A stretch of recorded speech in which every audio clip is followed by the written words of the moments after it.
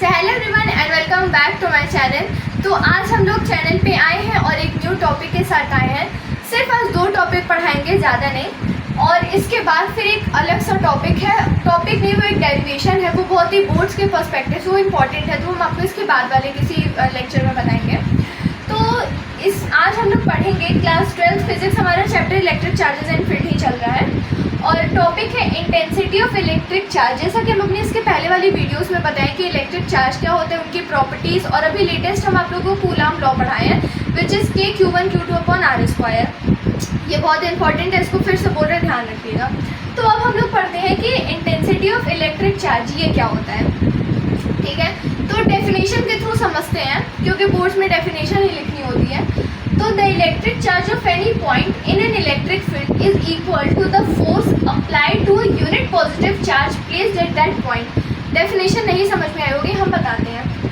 हम लोग को अगर हम आपको एक टिप्स दे जो हम यूज़ करते हैं वो ये है कि अगर जैसे कोई टॉपिक है तो उसका हम लोग एक फॉर्मूला होता है। सपोज जैसे हम आप लोग को कूलाम लॉ पढ़ाए हैं तो कूलाम लॉ होता है K(Q1Q2)/r², ठीक है। ये होता है फोर्स। अब इस फॉर्मूले से आप लोग एनालाइज ये कर सकते हैं कि ये जो फोर्स है वो इन्वर्सली प्रोपोर्शनल है r² के, और जो फोर्स है वो डायरेक्टली प्रोपोर्शनल है Q1Q2 यानी प्रोडक्ट ऑफ मास। तो इससे हम लोग ये डेफिनेशन बना सकते हैं कि force is directly proportional to product of masses and inversely proportional to distance यानी radius, distance of square of distance, ठीक है। रेडियस के स्क्वायर के ये इन्वर्सली प्रोपोर्शनल होता है। तो उसी तरह से हम लोग यहाँ पे अपनी electric intensity of electric field की डेफिनेशन को देखते हैं। तो यहाँ पे अगर हम लोग देखें तो यहाँ पे ये जो E है ये इलेक्ट्रिक फील्ड है, F है वो फोर्स है, Q0 है वो एक यूनिट पॉजिटिव चार्ज है, ठीक है।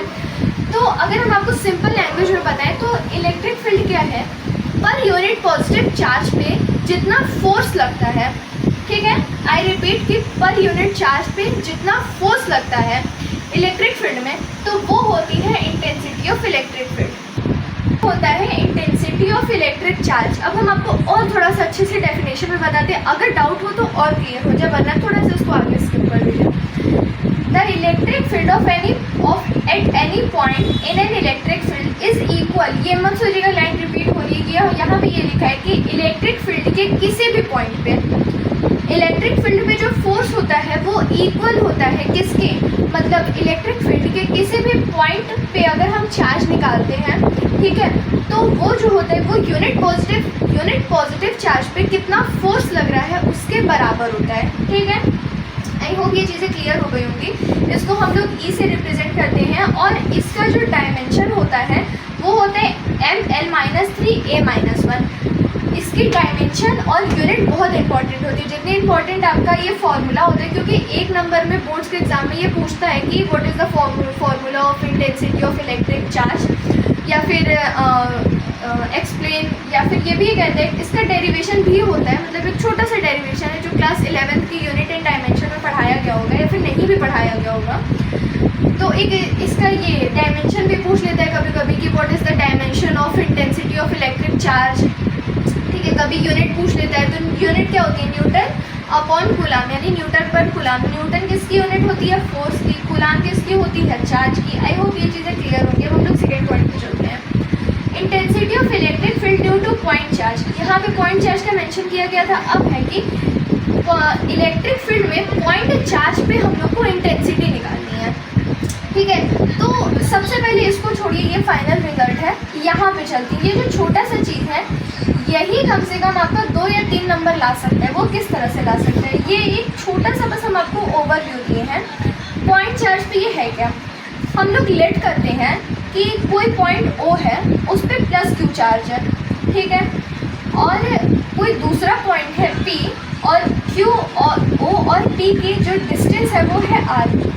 अच्छा, इसकी लैंग्वेज को भी क्रैक करना चाहिए। वो लैंग्वेज क्रैक कैसे होगी, हम क्या कह रहे हैं, हम ये कह रहे हैं कि जैसे हम अभी तो हम ये फिगर बना दिए, फिगर सिर्फ सिंपल सा है कि कोई पॉइंट O है +Q चार्ज है और यहाँ कोई पॉइंट P है और इस पर Q0 चार्ज है जिसको हमको इंटेंसिटी ऑफ इलेक्ट्रिक चार्ज निकालना है। इसके बीच का कोई डिस्टेंस है, वो डिस्टेंस हम लोग R लेंगे हैं। अब आप लोग ये सोचिए कि इतना इतना सा करके इतना सा लेके बोर्ड्स में नंबर आ जाएंगे, पूरा 2 या 3 मार्क्स बन जाएगा, तो दैट इज़ नॉट पॉसिबल, क्योंकि इसको हम लोग लैंग्वेज लिखना पड़ेगा। लैंग्वेज कैसे लिखेंगे?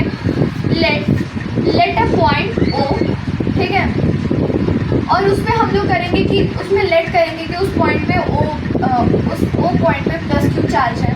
फिर हम लोग लेंगे कि अनदर पॉइंट बी और उस पर हम लोग क्यू नॉट चार्ज लेंगे, और इसी क्यू नॉट चार्ज पे हमको क्या करना है कि इंटेंसिटी निकालनी है, और हम लोग ये लेट करेंगे कि the distance between O and P is R, ठीक है। R, P, Q, X, Y, Z, ये सब किसी भी चीज़ को रिप्रेजेंट करने का एक नोटेशन टाइप होता है। जैसे हम लोग कहते हैं ना कि डिफ्रेंशिएशन में आप लोग पढ़े होंगे कि एक छोटी सी दूरी जिसको हम लोग डी एक्स लेते हैं, तो डी एक्स क्या है? एक छोटी सी दूरी है जिसको हम लोग एक्स ऐसे माने हैं, ठीक है। तो ये है। अब अगर हम लोग इसमें कूलम लॉ लगाएं, तो अकॉर्डिंग टू कूलम लॉ, ठीक है, हम लोग इसमें कूलम लॉ लगाएंगे तो इंटेंसिटी का फॉर्मूला क्या है? E is equal to F upon Q, और इस F पे कूलम का हम लोग लॉ लगाएंगे तो क्या होता है? 1/4 पाई एप्सिलॉन नॉट, जिसको हम लोग K कहते हैं, Q अपॉन आर स्क्वायर, और इसकी यूनिट वही होती है न्यूटन अपॉन कूलम होती है, ठीक है। तो इसका फॉर्मूला ये निकलता है। अब K क्या होता है? जैसे हम इसके पहले वाली वीडियो में भी बोले K के बारे में बताएंगे, लेकिन वो थोड़ा सा और थोड़े 2-3 लेक्चर के बाद बताएंगे। आप लोग अभी नॉलेज ये रखिए कि K जो होता है ये डाइलेक्ट्रिक कांस्टेंट होता है। अब ये क्या होता है? तो जैसे कि हम बताएं कि जो चार्ज है वो मीडियम पे डिपेंड करता है, ठीक है। तो मीडियम चेंज होगा तो चार्ज की वैल्यू भी चेंज होगी। चार्ज की वैल्यू नहीं, बेसिकली K चेंज होगा।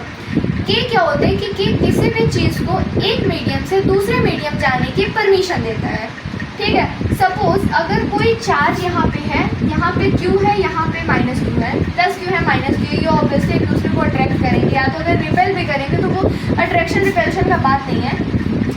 ये वैक्यूम में है, वैक्यूम यानी एयर, और हाँ, वैक्यूम या एयर के लिए जो K की वैल्यू होती है वो 1 होती है। अब यहाँ पे आते हैं, अगर ये चीज़ है तो आप लोग लॉ क्या लिखेंगे? K Q1 Q2 upon R square, ठीक है, plus Q minus Q upon R square, ये चीज़ ये लिखेंगे, ठीक है। यहाँ पे K की वैल्यू क्या है? 1 है, तो हम लोग K को 1 ही लिख सकते हैं, तो ये चीज़ लिखेंगे। कोई डिफरेंस आएगा? कोई डिफरेंस नहीं आएगा। लेकिन अब इसी को हम लोग उठा के सपोज एक बीकर में रख दिए, ठीक है, इसमें पानी भरा हुआ है, इसमें भी यहाँ Q चार्ज है, प्लस Q माइनस Q। अच्छा, इसमें बहुत से लोग बोलेंगे कि ग्रेविटी नहीं लगती है, बट ग्रेविटी लगेगी, हाँ, नॉर्मली के कंपैरिजन में जी इफेक्टिव लगेगा, क्योंकि वैसे ये अलग टॉपिक है, इसके बारे में हम डिटेल ज़्यादा नहीं बताएंगे, बस एक छोटा सा चीज़ बता रहे हैं कि अगर हम लोग ये हम बेसिकली क्यों बता रहे हैं, क्योंकि हम यहाँ पे K को थोड़ा सा डिस्क्राइब कर रहे हैं कि एक मीडियम से दूसरे मीडियम जाने में रिस्पॉन्सिबल K होता है। तो जब हम लोग इस चार्ज को इस बीकर में रखेंगे तो ये क्या होता है कि इसके ऊपर भी एक फोर्स लगेगी, मतलब ग्रेविटेशनल फोर्स लगेगा, but that will be G effective, वो लगेगा। क्यों? क्योंकि आप लोग ये 11th में पढ़े होंगे, ये होगा बायोन फोर्स के मतलब उसके वजह से होगा, क्योंकि बायोन फोर्स क्या होता है? वो अपथ्रस्ट के ऊपर लगता है। तो ये टॉपिक खैर थोड़ा है, इसमें ज़्यादा घुसने की ज़रूरत नहीं है, हमारा पॉइंट बस यही तक था। हम आपको बेसिकली बता रहे थे कि ये जो होता है ये डाइलेक्ट्रिक कांस्टेंट होता है, ये किसी भी चार्ज को या किसी भी एक सिस्टम को, चार्ज वाले अगर एक मीडियम से दूसरे मीडियम में जाता है तो उसको जाने की परमिशन देता है। एयर या वैक्यूम में इसकी वैल्यू 1 होती है, ठीक है। तो इससे हम लोग इसका ये कंक्लूजन देख सकते हैं कि ये पूछियो ना 9 × 10 की पावर 9। तो इससे हम लोग ये कंक्लूजन पे पहुंचते हैं कि जो E होता है वो 1/4 pi epsilon naught K Q upon R square होता है, ठीक है। ये चीज़ हम यहाँ पे लिखे हैं। बस ये है कि किसी पॉइंट पे अगर हम लोग निकालते हैं इंटेंसिटी, तो उसका फॉर्मूला यहाँ से ये डिराइव होता है, ठीक है। फोर्स अपॉन Q नॉट, यहाँ पे फोर्स जब आएगा तो हम लोग यहाँ पे कूलम का लॉ लगाएंगे।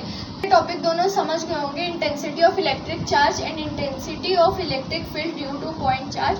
तो अगर आप लोगों को ये टॉपिक समझ में आ गया होगा तो हमको ज़रूर कमेंट करके बताइएगा।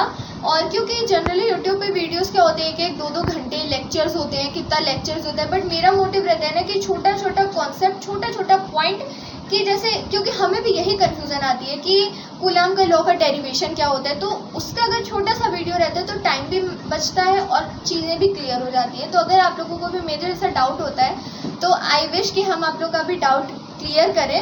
तो अगर आप लोगों को ये समझ में आ गया तो हमको कमेंट करके बताइएगा। एंड ठीक है, जल्दी मिलते हैं नेक्स्ट वीडियो में। नेक्स्ट वीडियो और भी इंटरेस्टिंग होगी और इम्पॉर्टेंट होगी, क्योंकि उसमें हम लोग 2 चीज़ों का डेरिवेशन करेंगे which is very important for both perspective.